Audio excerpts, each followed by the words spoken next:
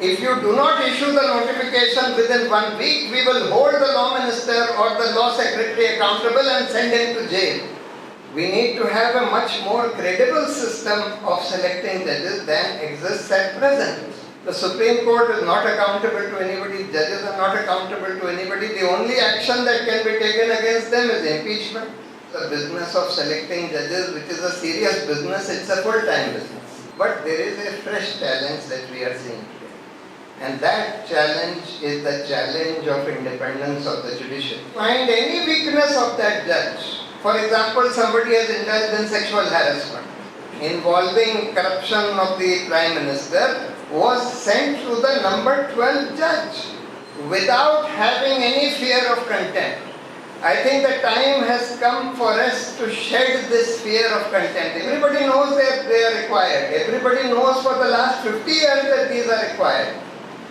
But neither the government is doing anything, nor the judiciary is doing anything to effectuate these reforms.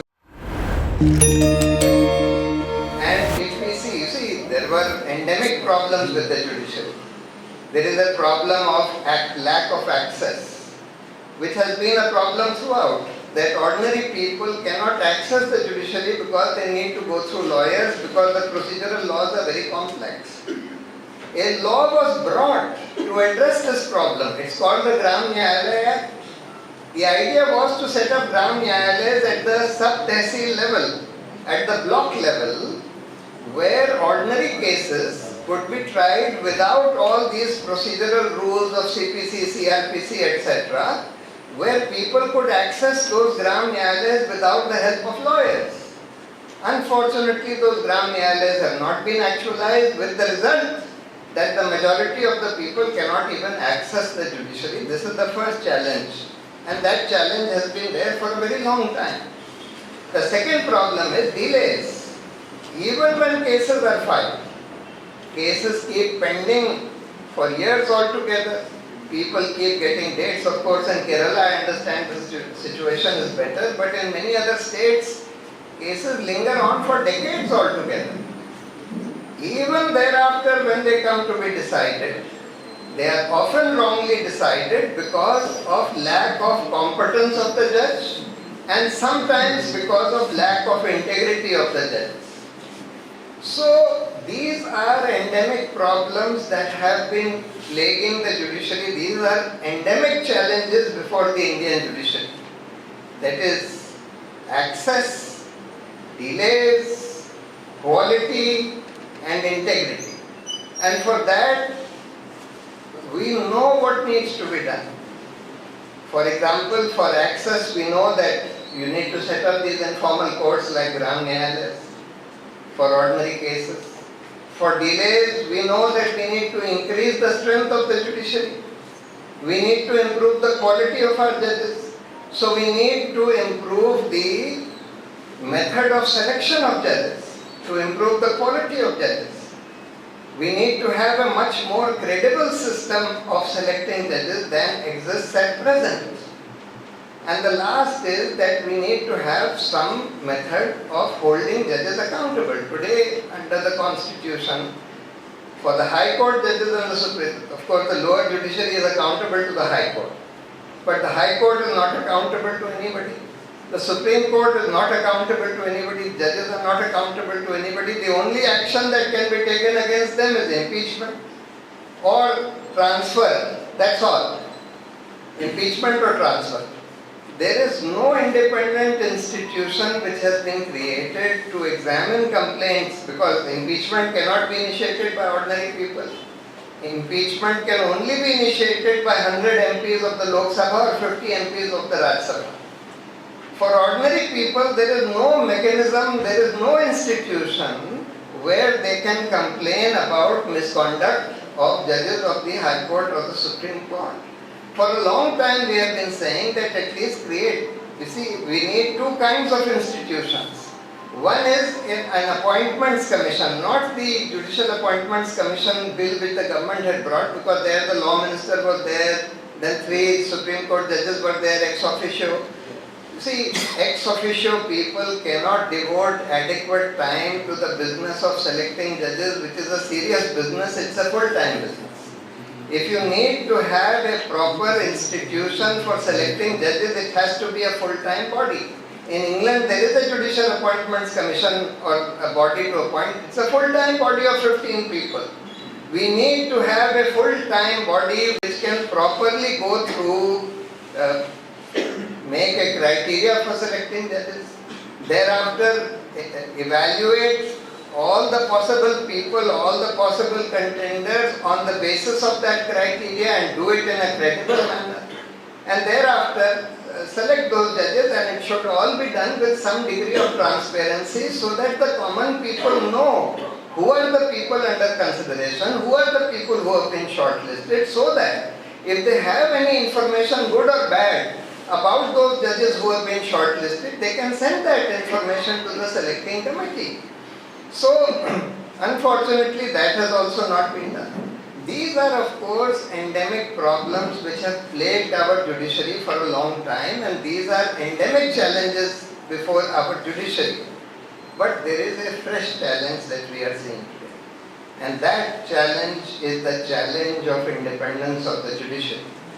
You see, first when the Constitution was made, the Constitution guaranteed independence of the higher judiciary by making removal of judges of the High Court and the Supreme Court very difficult through a process of impeachment.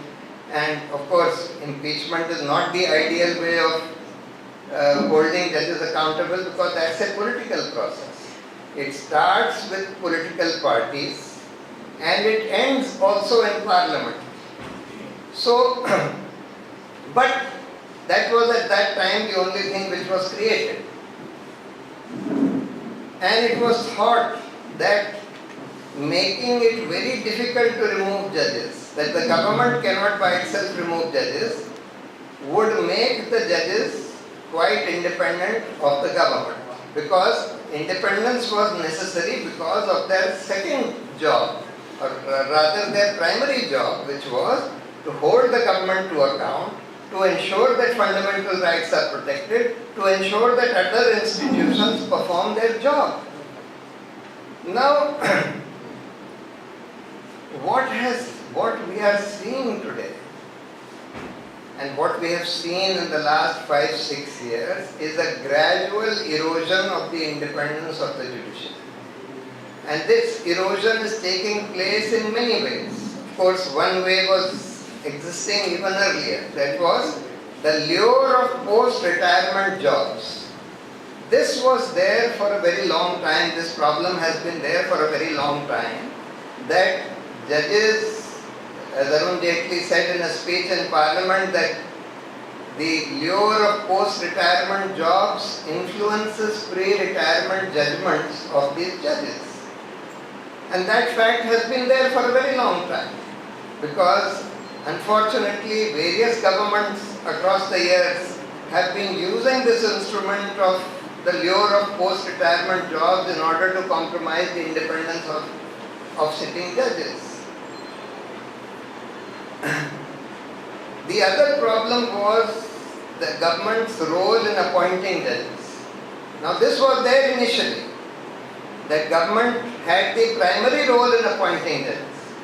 Thereafter, after the second judge's case, this role, the primary role of selecting judges, was taken over by the collegium of the Supreme Court itself. They said that the collegium of 5 senior-most judges, 3 or 5 senior-most judges, will decide as to who is to be selected, who is to be recommended. After that, we felt that government interference in selecting judges would end. But unfortunately, this present government has adopted a new system for even making a mockery of the collegium selecting judges. What is happening now is, when the collegium makes a recommendation, I know because I have been dealing with many of these cases, we have several petitions pending in the Supreme Court about this also. When the collegium makes a recommendation, let's say of 10 judges, government likes only 3 of them.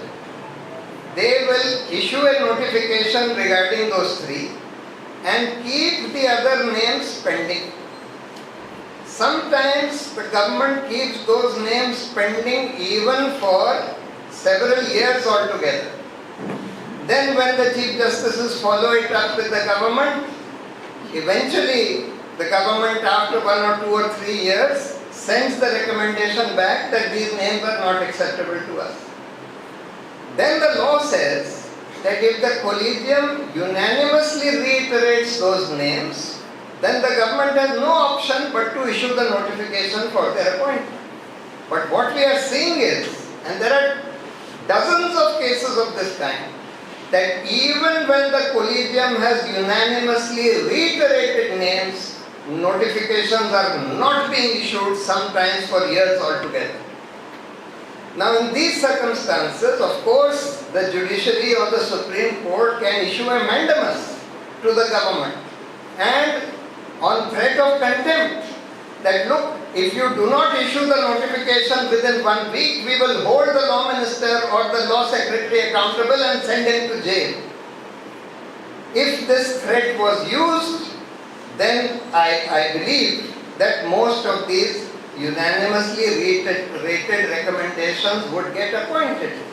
But unfortunately, that threat is not being used. And now I come to a new, very disturbing method of course, I mentioned 2 problems about how the government is able to get around this independence of the judiciary, post-retirement jobs and interfering with appointments.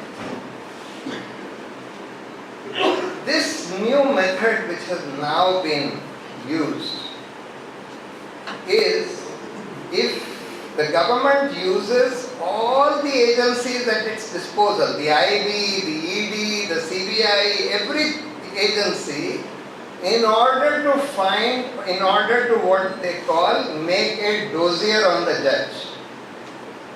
If they find any weakness, so every judge has a dossier, government has a dossier on every judge. In that dossier, if they find any weakness of that judge, for example, somebody has indulged in sexual harassment, or somebody is involved in a CBI case, like one of the previous Chief Justices was involved in that medical college scam. If they find anything by which can be used to influence that judge, then that is used to influence that judge. And if he happens to be the Chief Justice, then, and if you are able to somehow influence the Chief Justice of the Supreme Court, then half the judiciary is under your control. Because the Chief Justice, unfortunately, I say this I use this word unfortunately because I feel that this power of master of roster given to the Chief Justice, it has not been given, it's a convention and it's a totally undemocratic and wrong convention.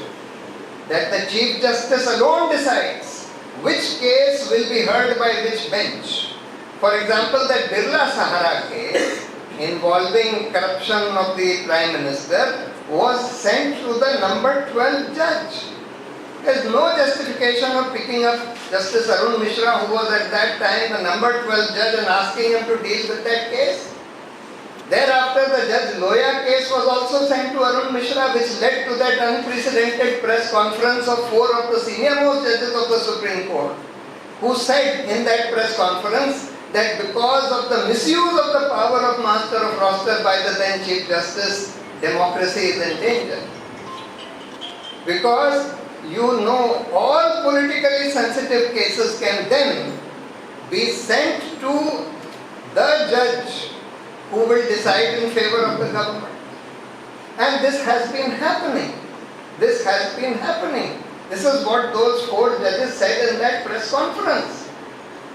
And therefore I say that giving this power of master of roster to just one person is a totally undemocratic and, in my view, it's a wrong practice. We had gone to the Supreme Court with a petition saying that this power should be exercised by the collegium of the 5 senior most judges, who must make the roster together and not just by the Chief Justice alone. Unfortunately, they dismissed that petition. So, this is another challenge before our judiciary, because, and as I say, that this is today the most serious challenge faced by our judiciary. That is the lack of independence, or the growing lack of independence of the higher judiciary. Of course, one thing which always happened during the emergency also, that when there is a very powerful executive, as there was at that time, and there was fear, there was certainly fear that if that even judges may be arrested, and therefore many judges at that time just crumbled with that fear. They lacked the spine to stand up to that pressure and that fear. Today, the kind of government that we have at the center, which is kind of seen as all powerful, crushing all institutions, etc., there also I feel that it is the fear factor which is also operating to gradually reduce the independence of the higher judiciary. So in my view, this is today one of the most serious challenges before the Indian judiciary as to how to ensure that the judiciary remains independent.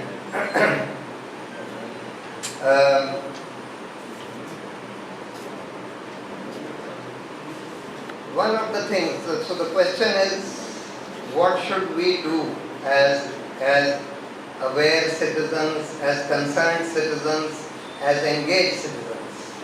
And lawyers have a particular responsibility in this kind of situation.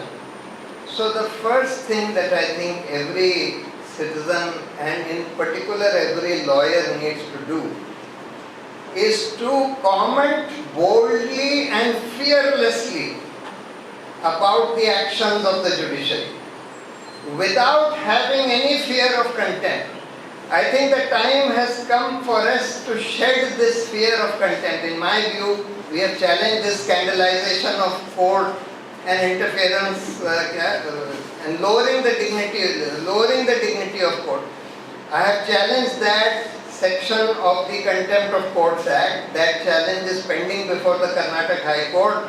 Arun Shori, Mr. N. Ram, one more former editor of Outlook, and I have together challenged that provision, saying that this is unconstitutional because their judges sit in their own cause, etc., and this should be done away with. There is no justification for this. You see, contempt has 3 parts. Civil contempt, that is perfectly fine, violating any order of the court, should be punished.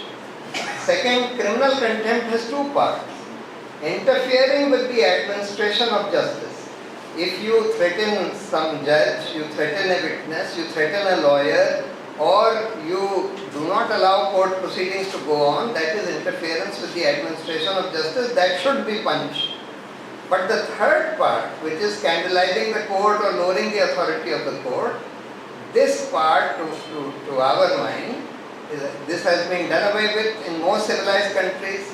It's still there in India. It's an anachronism, but it is still there in India, and it is being used in order to silence criticism of the judiciary.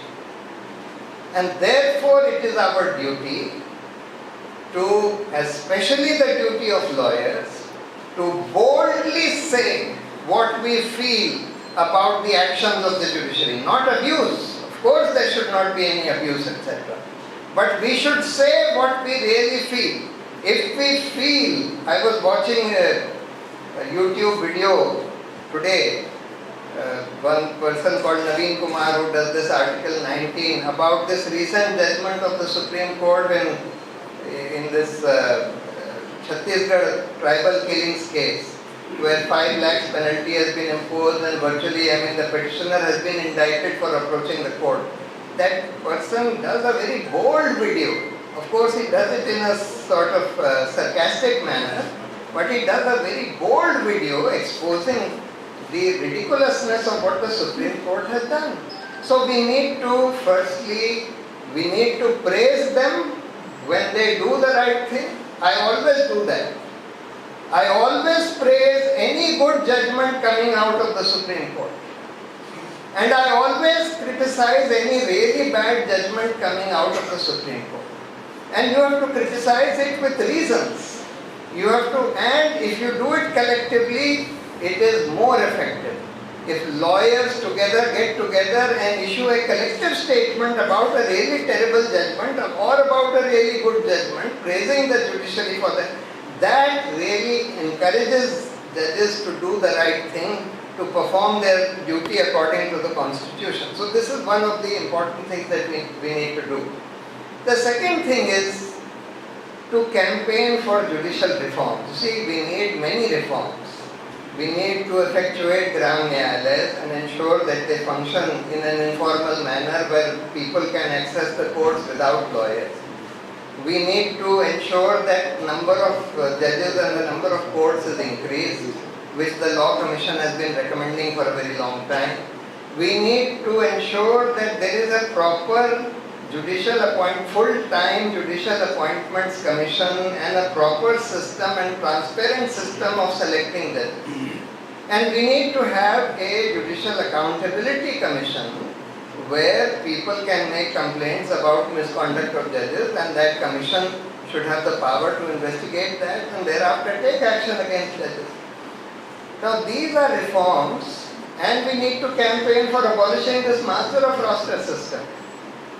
These are reforms which are required, but they are not being done. Everybody knows that they are required. Everybody knows for the last 50 years that these are required. But neither the government is doing anything, nor the judiciary is doing anything to effectuate these reforms because they feel that there is no public pressure. These reforms will happen only if there is public pressure, if there is a public campaign for these reforms. And that campaign has to be spearheaded by lawyers, because only lawyers and retired judges know what is wrong with the system. They know what is happening within the system, and therefore they need to be on the forefront and at the spearhead of this campaign for judicial reforms. And I hope that each one of you will take these tasks that I have mentioned seriously and do them. I am sure that you will. Thank you very much.